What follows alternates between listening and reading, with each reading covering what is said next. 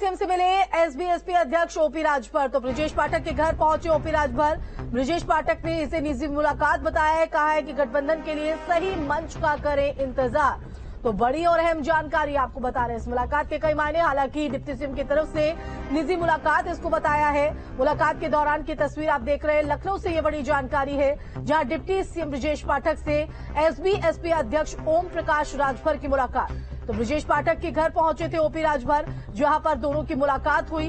ब्रजेश पाठक ने इसे निजी मुलाकात बताया है, लेकिन गठबंधन को लेकर जो अटकलें हैं वो अब यहां पर तेज हो चली है। हालांकि यहां पर इस मुलाकात के बाद कहा गया कि गठबंधन के लिए सही मंच का इंतजार करें। तो बड़ी जानकारी आपको बता रहे। तो विधानसभा चुनाव के दौरान समाजवादी पार्टी से गठबंधन कर चुनाव लड़ा गया था, लेकिन जब वहां पर कोई सरोकार नहीं रहा, तो अब ये मुलाकात के अपने कई मायने जो हैं वो निकाले जा रहे हैं। हालांकि डिप्टी सीएम ब्रजेश पाठक की बात करें तो इस मुलाकात को लेकर उन्होंने इसे निजी मुलाकात बताया है, साथ ही कहा कि गठबंधन के लिए सही मंच का इंतजार करें। तो ये बड़ी जानकारी मुलाकात के दौरान की तस्वीर आपके टीवी स्क्रीन पर। तो यूपी की सियासत से जुड़ी बड़ी जानकारी भी इसको कहा जा सकता है। तो दोनों की मुलाकात के बाद सियासी जो अटकलें हैं वो काफी तेज यहां पर हो चली हैं।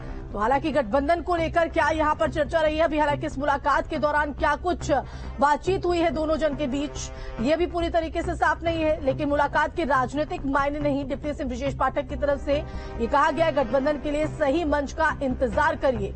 तो यूपी की सियासत से जुड़ी इस वक्त की सबसे बड़ी खबर आपको बता रहे हैं। डिप्टी सीएम से एसबी-एसपी अध्यक्ष ओपी राजभर की मुलाकात, जिसके कई सियासी मायने। हालांकि इन राजनीतिक अटकलों को लेकर जो है ब्रजेश पाठक ने कहा है कि इसके कोई राजनीतिक मायने नहीं निकाले जाने चाहिए, ये सिर्फ एक निजी मुलाकात थी और गठबंधन के लिए सही मंच का इंतजार करने की बात उन्होंने कही। अब इसके क्या कुछ मायने हैं ये भी यहां पर देखना होगा, लेकिन ये तस्वीर अपने आप में बहुत कुछ बयां करती नजर आ रही है।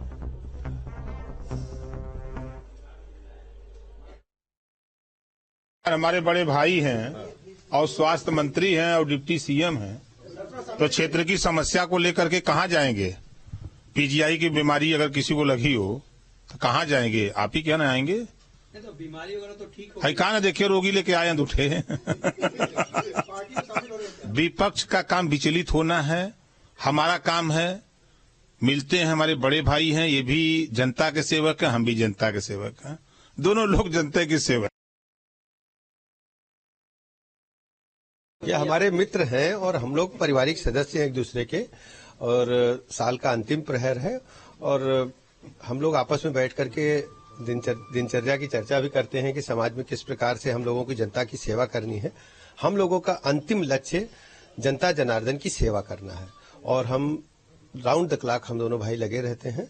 और जिस ढंग से उत्तर प्रदेश में आदरणीय प्रधानमंत्री नरेंद्र मोदी जी की गरीब कल्याण योजनाएं जन जन तक पहुंची हैं, लोगों का भरोसा भारतीय जनता पार्टी पर लगातार बढ़ा है।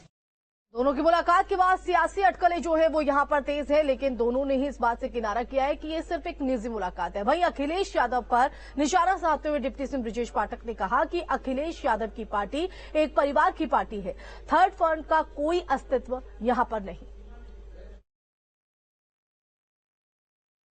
और डिप्टी सीएम ब्रजेश पाठक जी इस वक्त हमारे साथ हैं। सर, सवाल उत्तर प्रदेश को लेकर के है, अखिलेश यादव को लेकर के है। वो बयान देते हैं कि ममता बनर्जी के चंद्रशेखर राव, नीतीश कुमार के साथ मिलकर के थर्ड फ्रंट बनाएंगे। दूसरी तरफ कांग्रेस को लेकर कहते हैं कि उनको न्योता नहीं मिला है और कांग्रेस कहती है पवन जी, थर्ड फ्रंट की बात मैं बचपन से सुनता आया हूँ। जन मोर्चा, तीसरा मोर्चा, अगला मोर्चा, पिछला मोर्चा पूरी तरह से समाप्त, कोई मतलब नहीं है।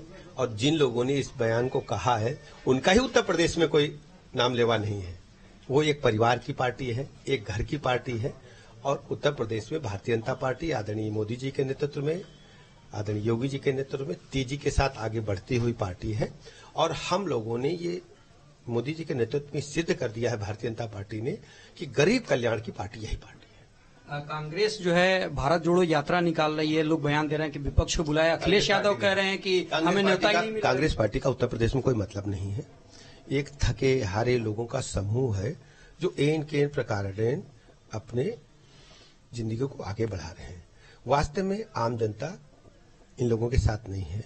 आम जनता, गरीब जनता भारतीय जनता पार्टी के साथ है और आदरणीय मोदी जी के साथ है। सर 2022 और 2023, क्योंकि 22 समाप्त हो रहा है, आप लोगों ने 37 साल बाद सरकार बनाई, तो उपलब्धियों को किस तरीके से देखते हैं और 2023 को कैसे देखते हैं? 2022 भारतीय जनता पार्टी के लिए एक ऐतिहासिक वर्ष रहेगा। हमने लगातार कई दशकों के बाद कोई सरकार रिपीट नहीं हुई, लेकिन भारतीय जनता पार्टी की सरकार रिपीट हुई है।